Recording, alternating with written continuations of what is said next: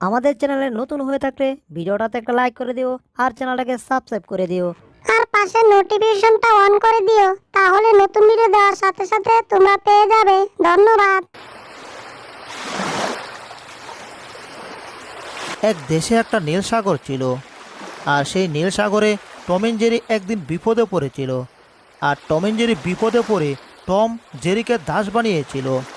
এই যে টম, তোমাকে আমি ভালোই ভালোই বলছি, এই ভুতুলের ভিতর থেকে আমাকে তুমি মুক্ত করে দাও, আর তা না হলে কিন্তু এর পরিণাম অনেক ভয়ঙ্কর হবে। যতক্ষণ আমি এই গুপ্তধন তুলতে না পারবো ততক্ষণ আমি তোমাকে মুক্ত করতে পারবো না। এই নকশা অনুযায়ী তো সামনের দ্বীপটা একেবারে মিলে গেছে।